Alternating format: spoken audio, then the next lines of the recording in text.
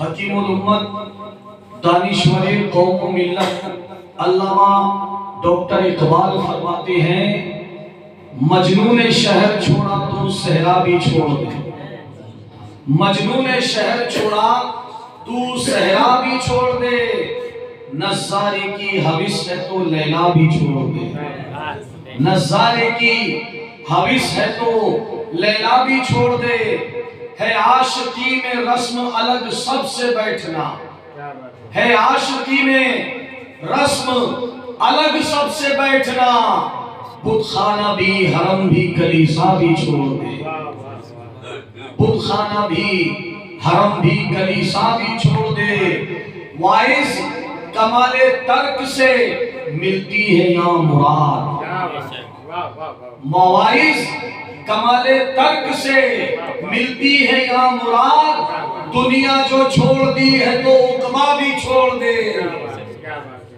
دنیا جو چھوڑ دی ہے تو عقبہ بھی چھوڑ دے، مجنون شہر چھوڑا تو صحرا بھی چھوڑ دے۔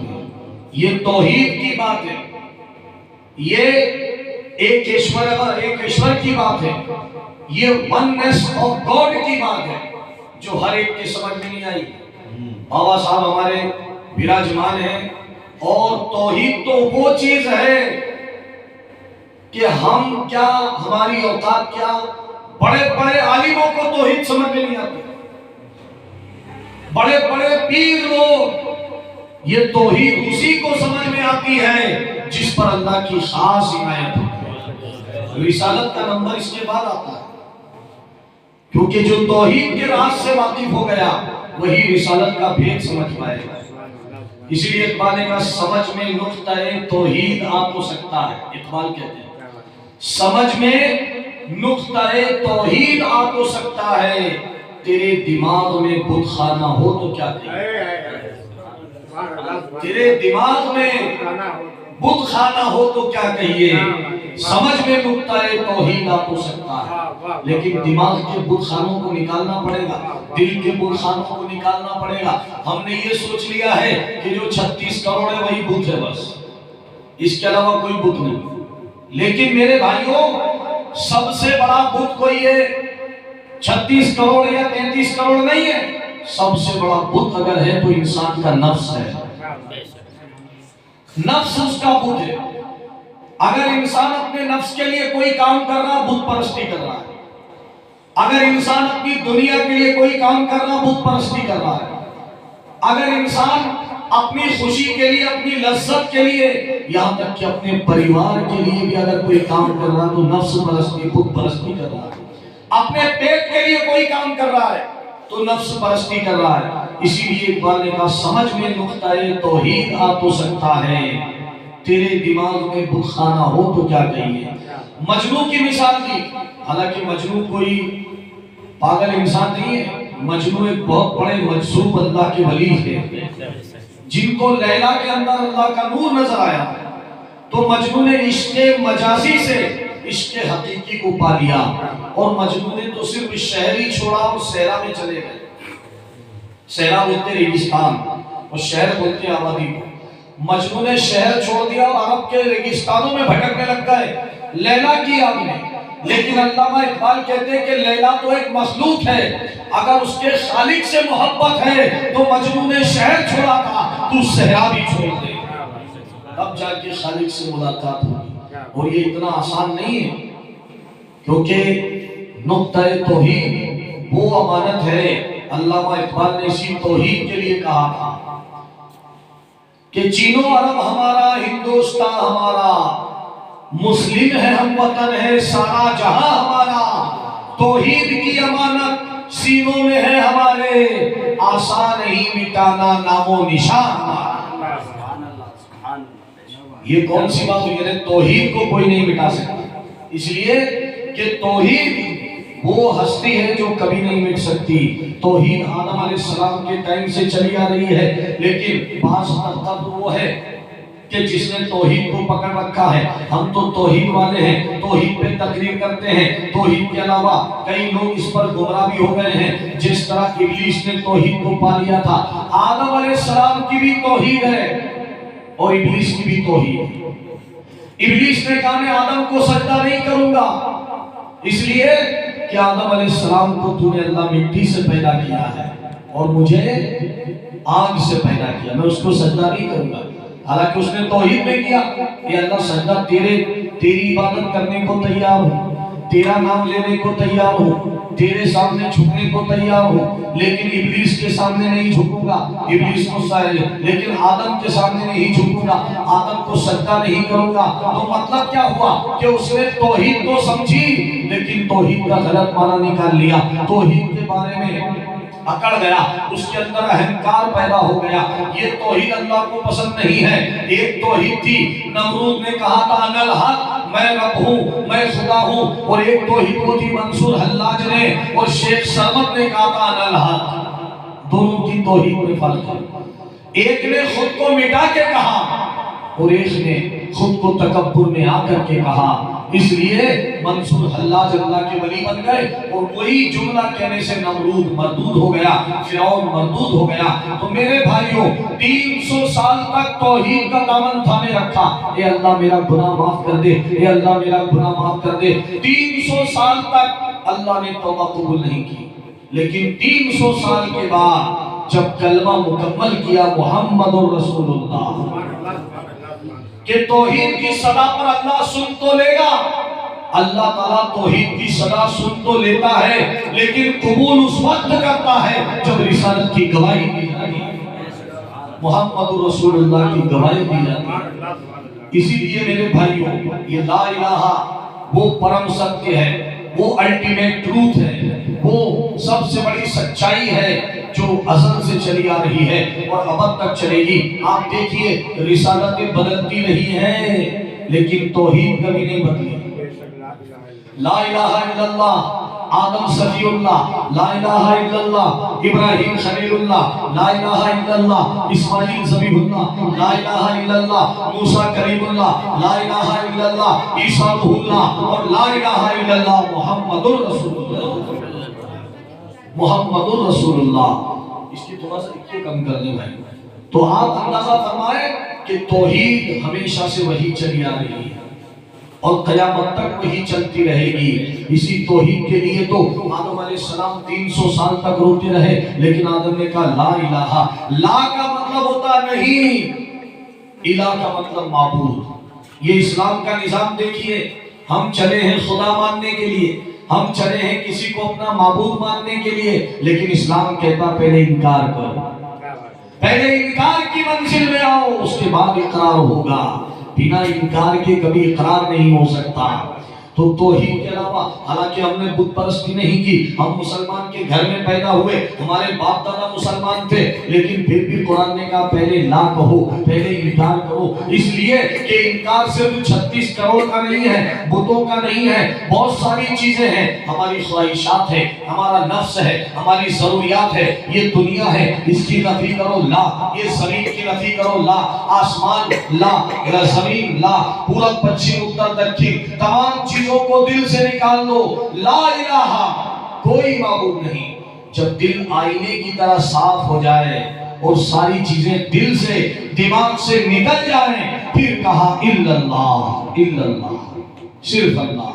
لیکن ابھی ہم انکار کی منزل میں نہیں پہنچے ہیں. آپ دیکھیے جو انبیاء اکرام تھے ان کی توحید کتنی بلند تھی. اللہ اکبر. آدم علیہ السلام کو دنیا میں بھیجا جا رہا ہے، ایک ایسی سنسان ویران جگہ جہاں پہ کوئی انسان نہیں ہے، لیکن آدم علیہ السلام کو کس کا سہارا تھا؟ توحید کا. انہوں نے دنیا کی ویرانی نہیں دیکھی، لا الہ کہہ دیا کوئی معبود نہیں سوائے اللہ کے. آپ دیکھیے آدم علیہ السلام کے بعد حضرت نوح علیہ السلام کے وقت میں ایسا طوفان آیا کہ 6 مہینے تک کشتی پر رہے. کس کے سہارے رہے؟ اسی توحید کے سہارے. لا الہ کوئی معبود نہیں. اس طوفان کا انکار کرتا ہوں، اس کشتی کا انکار کرتا ہوں، اے اللہ تیرا ہی اقرار کرتا ہوں. اس کے بعد یونس علیہ السلام 40 سال مچھلی کے پیٹ میں رہے. آپ نے سمندر کا انکار کیا، مچھلی کا انکار کیا. بھروسہ کس پہ تھا؟ صرف اللہ کی ذات پر، توحید پر بھروسہ تھا. اس کے بعد ابراہیم علیہ السلام اللہ اکبر کون سا امتحان نہ لیا؟ آتش نمرود बारूद भड़क रही है, आग के शोले आसमान से बात कर रहे हैं, कोई परिंदा आग पर से गुजरता तो कबाब बन के गिर जाता था। आग की हरारत और गर्मी ने दूर दूर की बस्तियों में लोगों का जीना हराम कर दिया था, लोग अपने घरों को छोड़कर भाग गए थे। ऐसी आग जल रही है और इब्राहिम अलैहिस्सलाम आग में जा रहे हैं। पानी का फरिश्ता आता है, हुजूर मेरी जरूरत है, कहा ला। हवा का फरिश्ता आता है, कहा हुजूर अगर आप कहें तो इस आग को बुझा दूं। आपने कहा ला। आपके पास समंदरों के फरिश्ते आते हैं, हुजूर अगर हुक्म हो तो इस आग को समंदर बना दे। आपने कहा ला। आखिरी वक्त में जिब्रील अमीन आए, क्योंकि सब कह रहे थे कि आग का काम जला देना है। अगर मैं आपके सामने आग जलाऊं और आपसे कह दूं कि भाई आग में हाथ डाल दो, अगर ईमान है आपका तो आपका ईमान मुतज़लज़िल हो जाएगा, आपका ईमान भटक जाएगा। लेकिन अंबिया इकराम की तौहीद ऐसी होती है कि वो पूरी दुनिया को तौहीद का जाम पिलाने के लिए आते हैं। अल्लाहु अकबर। आखिरी वक्त में जब आग की लपटें बिल्कुल करीब आ गई, जिब्रील अमीन हासिल हुए। इब्राहिम कोई आरज़ू हो तो बयान करो, इसलिए कि मैं वहां जा सकता हूं जहां तुम नहीं जा सकते।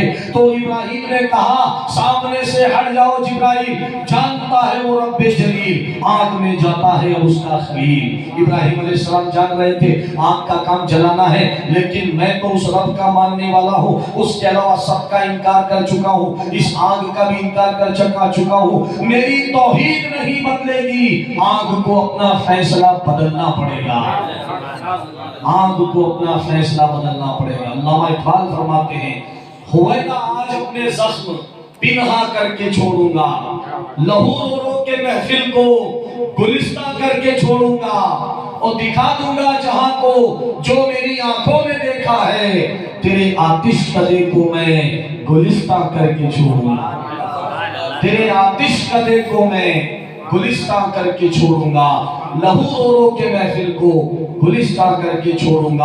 आग ने अपना फैसला बदल दिया। आग जो कभी ठंडी नहीं हो पाती थी, इब्राहिम अलैहिस्सलाम के पहले से जहन्नम की आग भड़क रही है, लेकिन आज तक ठंडी नहीं हुई। लेकिन इब्राहिम अलैहिस्सलाम की तौहीद इतनी टाइट थी, इब्राहिम अलैहिस्सलाम की तौहीद इतनी मजबूत थी, इब्राहिम अलैहिस्सलाम का ईमान इतना मजबूत था कि उस तौहीद के सामने आग को भी अपना फैसला बदलना पड़ा, आग को भी अपना फैसला बदलना पड़ा। फिर उसके बाद इब्राहिम अलैहिस्सलाम को ख्वाब आया कि बंदे मेरी बारगाह में कुर्बानी पेश कर। आपने अपने बच्चे की गर्दन पर छुरी चलाई, लेकिन वहां भी तौहीद ने आपको बचाया, इसलिए कि छुरी चल रही थी। अब अकल ये कहती है कि खंजर की धार है, छुरी की धार है, काट देगी, लेकिन तौहीद थी, ला इलाहा इल्लल्लाह, सिर्फ अल्लाह। आप अंदाजा फरमाए कि वहां पर तौहीद की वजह से छुरी की धार बेकार हो जाती है। हजरत मूसा अलैहिस्सलाम कह रहे हैं कि सामने दरिया है, जाएंगे तो डूब जाएंगे, लेकिन दरिया का वो इनकार कर चुके थे, पहाड़ों का इनकार कर चुके थे। तौहीद वो थी कि दरिया पर लाठी मारी, रास्ता अल्लाह ताला ने पैदा कर दिया, क्योंकि तौहीद का रास्ता कोई नहीं रोक सकता था। हजरत ज़करिया अलैहिस्सलाम ने पर दरख्त के अंदर पनाह ली, आपके ऊपर आरा चलाया जा रहा है, यहूदी आरा चला रहे हैं, लेकिन हजरत ज़करिया अलैहिस्सलाम उस पेड़ का इनकार कर चुके थे, आरे का इनकार कर चुके थे। आपकी तौहीद कभी थी, आरा चल गया और हजरत ज़करिया को खबर ना हुई। उसके बाद मोहम्मद अरबी सल्लल्लाहु अलैहि वसल्लम ताइफ के मैदान से वापस आ रहे थे, इतने पत्थर मारे गए, इतने पत्थर मारे गए, आपके नाले लहूलुहान हो गए, लेकिन तौहीद पर ईमान मजबूत था। आप पत्थरों का इनकार कर चुके थे, आप जालिमों का इनकार कर चुके थे। आपसे बढ़कर के तौहीद में कौन सुखनवर हो सकता है, कौन दानिश्वर हो सकता है कि तौहीद का जाम जिस आपके सदके में पूरी दुनिया को मिला है। आपने इतने पत्थर खाने के बाद भी उन लोगों के लिए बद्दुआ नहीं की, क्योंकि आप जानते थे कि होता वही है जो रब चाहता है। रोशनी कर खुदा को हो मंजूर तो आंधियों में चिराग जलते हैं। सुभान अल्लाह। उसके बाद सबसे बड़ी मिसाल हमारे सामने आती है करबला के मैदान में। अल्लाहु अकबर। आप चाहते तो बड़ी फौज बना लेते। मक्का से जब जा रहे थे, बड़े बड़े सहाबियों ने रोका, ए हुसैन ना जाओ, आपकी जान को खतरा है, आप क्यों जान जोखिम में डालते हो? यजीद बड़ा जालिम है, बड़ा मक्कार है, दरिंदा है। मक्का से जा रहे हैं लोग रोक रहे हैं, मदीना से जा रहे हैं, हजारों लोग आपके साथ रवा दवा है, आपको रोकने के लिए जा रहे हैं। कूफा आप गए तो आपको लोगों نے روکا، کربلا آپ گئے، آپ کو لوگوں نے روکا، لیکن آپ نے ہر چیز کو لا کہہ دیا، سب کا انکار کر دیا، اور انکار کرنے کے بعد آپ میدان کربلا میں چلے گئے، یہاں تک کہ پانی کا انکار کیا، یہاں تک کہ دانے کا انکار کیا، اس کے بعد یزیدی 22,000 لشکروں کا انکار کیا، اس کے بعد جب آپ نے نیت باندھی تو بتا دیا کہ لا الہ الا اللہ، اللہ اکبر۔ میرے بھائیوں، جو توحید پہ قائم ہو جاتا ہے اسے کبھی موت نہیں مارتی، وہ موت کو مار دیتا ہے۔ سبحان اللہ، سبحان اللہ۔ آج جن کی 11ویں شریف کی نیاز ہم دلوا رہے ہیں، یہ پیران پیر کون تھے اور ان کی کرامت کیا تھی؟ آپ اندازہ فرمائیں کہ آپ کو سب سے پڑھ کر کے فیضان ملا تو توحید کا فیضان ملا، اور اسی توحید کی بنیاد ہے کلمہ طیبہ لا الہ الا اللہ محمد رسول اللہ۔ علامہ ڈاکٹر اقبال نے اسی توحید کو سمجھانے کے لیے پوچھا تھا، آپ نے قرآن پاک کی تفسیر پہ اپنا شعر کہا۔ قرآن پاک میں نہ جاننے والوں کو 3 لوگوں کی طرف رجوع کرنے کے لیے کہا گیا ہے کہ اگر تم نہ جانتے ہو تو علم والوں کی طرف رجوع ہو، علم والے تمہیں بتائیں۔ پھر اس کے بعد ایک خاص مقام پہ ذکر کیا کہ اگر تم جانتے نہیں ہو تو اہل ذکر کی طرف رجوع کرو، جو ذکر والے ہیں، کیونکہ علم والا بھول سکتا ہے۔ آج میرے پاس علم ہے سب کچھ، لیکن کوئی بات آئے میں بھول جاؤں، یاد نہ آئے، پھر سے اس کو پڑھوں گا سنوں گا تو یاد آ جائے گی۔ تو علم میں بھولنے کی گنجائش ہے، لیکن ذکر میں بھولنے کی گنجائش نہیں ہے۔ ذکر تو بھولنے کے مخالف لفظ ہے، بھولنے کا الٹا ذکر ہے۔ جو ذکر میں ہمیشہ ہر وقت تر رہتا وہ کیسے بھول سکتا ہے؟ تو میرے بھائیوں، اہل ذکر کی طرف رجوع کرنے کے لیے کہا، لیکن اور بھی کئی معاملات آتے ہیں، اور ایک خاص الخاص مقام پر قرآن نے کہا اگر تم نہیں جانتے ہو تو اہل خبر کی طرف رجوع کرو، خبر والوں کی طرف رجوع کرو۔ یہ 3 درجے علم کے بتائے۔ پہلے تو کا علم والوں کی طرف رجوع کرو، تو اس سے مراد وہ ہے کہ جو ظاہری شریعت کے مسئلے ہیں، وضو بنانے کا طریقہ ہے، نماز پڑھنے کا طریقہ چاہتے ہیں۔ عراق کے پاس وہاں کے یہودی عیسائی اتنے کٹر تھے اپنے دھرم کے کہ ان کی سلطنت میں کسی بھی غیر مذہب والے کی انٹری نہیں تھی، کسی کو بھی وہ آنے نہیں دیتے تھے۔ پیران پیر کو جب یہ خبر ملی، آپ اپنے مریدوں کے ساتھ اس سلطنت کی حدود میں داخل ہو گئے۔ جیسے ہی آپ اندر گئے تو عیسائی بادشاہ کے سپاہی آ گئے اور کہنے لگے کہ حضور آپ کون ہیں اور یہاں کس کی اجازت سے آئے ہیں؟ آپ نے کہا کہ زمین اللہ کی ہے، سبحان اللہ، یہ آسمان اللہ کا ہے۔ اللہ تعالیٰ کے بندے کو زمین پہ آنے کے لیے کسی کی اجازت کی ضرورت نہیں ہے۔ انہوں نے کہا کہ ہمارے بادشاہ کا ملک ہے، آپ یہاں کیسے آ گئے؟ آپ کو اس کی سزا ضرور ملے گی۔ چنانچہ سارے سپاہیوں نے آپ کو گرفتار کر لیا، آپ کے مریدوں کو، اور بادشاہ کے سامنے پیش کر دیا۔ اب یہودی بادشاہ کے پاس ایک یہودی پادری تھا، ایک عالم تھا، اس نے کہا کہ آپ اسلام کے بہت بڑے ولی ہیں، آپ مسلمانوں کے رہبر ہیں، مسلمانوں کے امام ہیں، آپ کے نبی نے ایک حدیث بیان کی تھی کہ میری امت کے اولیاء بنی اسرائیل کے انبیاء کی طرح ہوں گے۔ یہ حدیث ہے، میری امت کے اولیاء بنی اسرائیل کے جو انبیاء تھے، جیسے حضرت یعقوب علیہ السلام ہیں، حضرت اسحاق علیہ السلام ہیں، حضرت یوسف علیہ السلام ہیں، حضرت موسیٰ علیہ السلام ہیں، حضرت عیسیٰ علیہ السلام، ان کی طرح میری امت کے اولیاء ہوں گے۔ تو آپ نے کہا پیران پیر نے بے شک نبی کی زبان سے جو نکلتا سچ نکلتا ہے۔ تو اس یہودی نے کہا کہ اگر آپ بنی اسرائیل کے نبیوں کی طرح ہیں جیسا کہ آپ کے نبی نے فرمایا ہے تو ہم عیسیٰ علیہ السلام کے ماننے والے ہیں۔ عیسیٰ تو مردوں کو زندہ کر دیا کرتے تھے، آپ کا قرآن کہہ رہا ہے کہ آپ مردوں کو زندہ کرنے کی طاقت رکھتے ہیں؟ پیران پیر نے کہا کہ عیسیٰ علیہ السلام نبی ہیں، میں ولی ہوں، میں امتی ہوں۔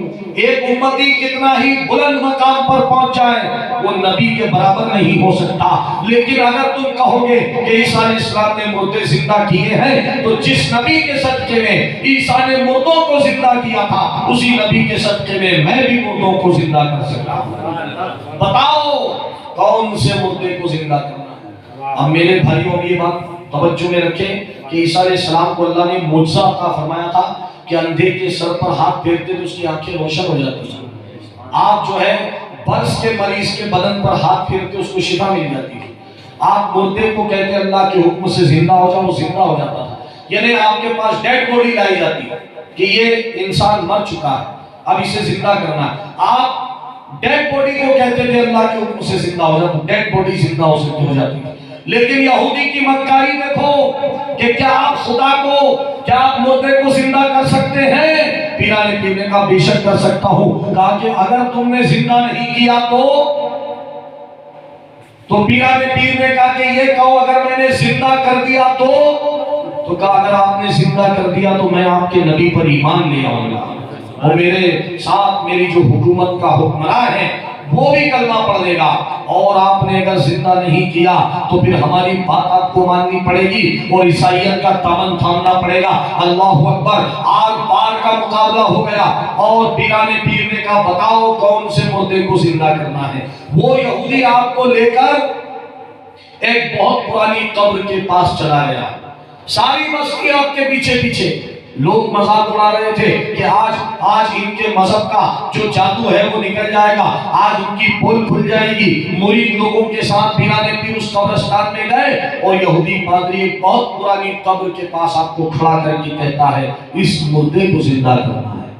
اب عیسیٰ علیہ السلام نے کس مردے کو زندہ کیا؟ جو بھی ایک دو گھنٹے پہلے یا ایک دن پہلے انتقال ہوا اس کو زندہ کیا، لیکن وہ قبرستان میں لے آیا اور کہا کہ ان کو زندہ کرو. اللہ اکبر. پیرانے پیر رحمت اللہ علیہ نے آس پاس نظر دوڑائی، سارا مجمع اس قبرستان میں موجود تھا. سب اپنی ماتھے کی آنکھوں سے تماشا دیکھ رہے تھے. کہا اگر تم سچے ہو اس مردے کو زندہ کر دو. اللہ اکبر. پیرانے پیر کو جلا لایا. آپ نے پوچھا کہ یہ تو بتاؤ پادری کہ جب عیسیٰ علیہ السلام مردے کو زندہ کرتے تھے تو کیا کہتے تھے؟ سبحان اللہ. تو اس نے کہا آپ کا قرآن نہیں پڑھا؟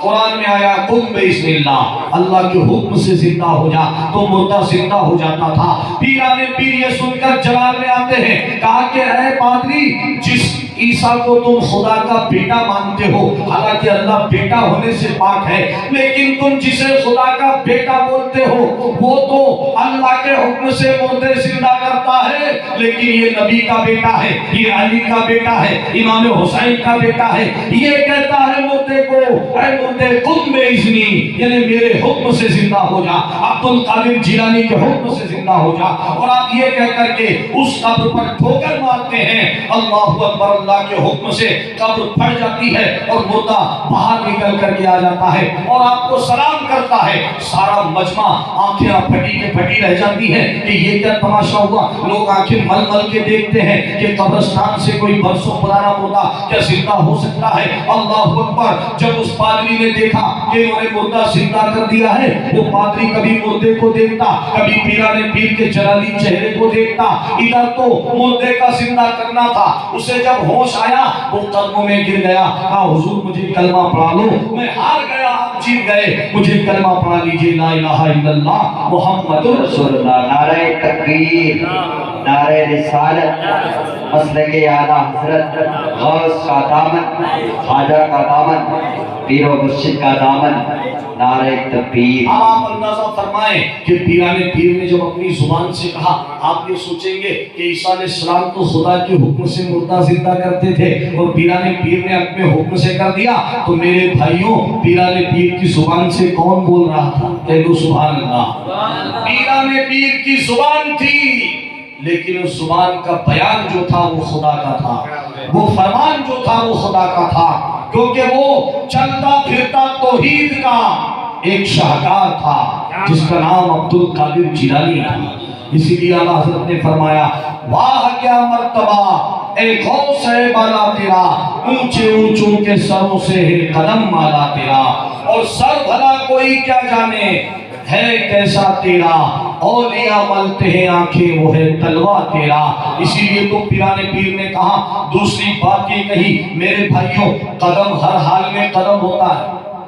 پیر چاہے پیر کا ہو، چاہے ہمارے والدین کا ہو، چاہے عام انسان کا ہو، پیر پیر ہوتا ہے، وہ سر سر ہوتا ہے کہ نہیں؟ پیر کا مقام الگ ہے، سر کا مقام الگ ہے، لیکن پیرانے پیر کا وہ قدم مبارک ہے جسے اولیاء اکرام اپنے سروں کا تاج بناتے ہیں. اعلیٰ حضرت فرماتے ہیں کہ اونچے اونچوں کے سروں سے ہے قدم مالا تیرا. چھوٹے موٹوں کے نہیں، اونچے اونچوں کے سروں سے، ہمارے آپ جیسے کے سروں سے نہیں، فرمایا اونچے اونچوں کے۔ اونچے سے مراد کون ہے؟ جو ولی آپ کے پہلے پیدا ہوئے ان کے بھی سروں پہ آپ کا قدم، سبحان اللہ۔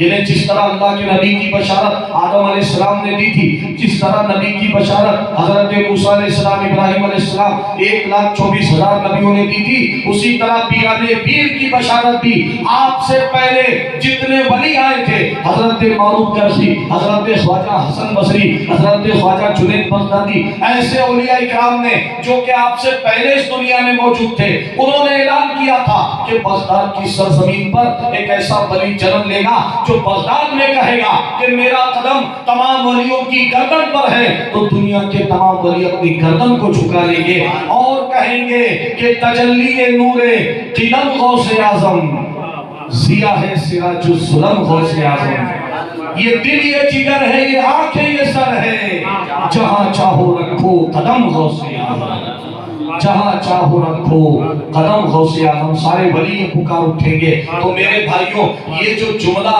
پیران پیر نے کہا، یہ اللہ تعالیٰ کی طرف سے ان پر القا کیا گیا، اللہ تعالیٰ کی طرف سے ان کے دل پر یہ بات نازل کی گئی کہ آپ کا قدم ہم نے تمام ولیوں کی گردن پر رکھا ہے۔ اور پیران پیر کا ذکر تو کیا ہے کہ پیران پیر کا ذکر تو وہ ذکر ہے، پیران پیر کا ذکر غریب نواز کر رہے ہیں، کہہ دو سبحان اللہ۔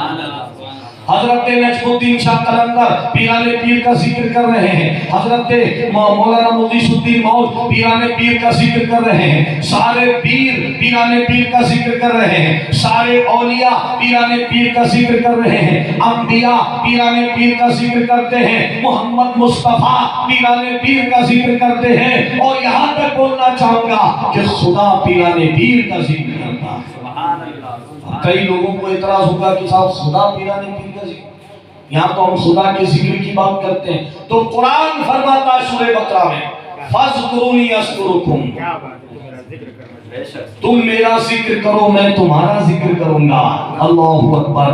تو میرے بھائیوں، پیران پیر نے جتنا ذکر اللہ تعالیٰ کا کیا ہے، 40 سال تک عشاء کے وضو سے فجر کی نماز ادا کی، 15 سال تک ہر رات میں ایک قرآن ختم کیا، یہاں تک کہ 25 سال تک عراق کے جنگلوں میں سخت ریاضت کی۔ آپ فرماتے میں نے اتنی مشقتیں اٹھائی ہے، اتنی مصیبتیں اٹھائی ہے کہ اگر وہ مشقتیں پہاڑ پر نازل کر دی جاتی تو پہاڑ بھی ریت کا ڈھیر بن جاتا۔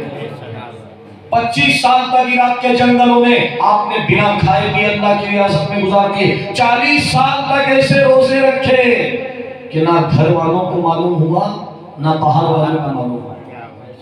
ہم یہ میرے بھائیوں ایک نیکی ایسی بھی کرو جس کا گواہ صرف خدا ہو، وہ نیکی ہزاروں پہ بھاری ہے، جس کا گواہ صرف خدا ہو، اس لیے کہ توحید کا رازدار بھی خدا ہے۔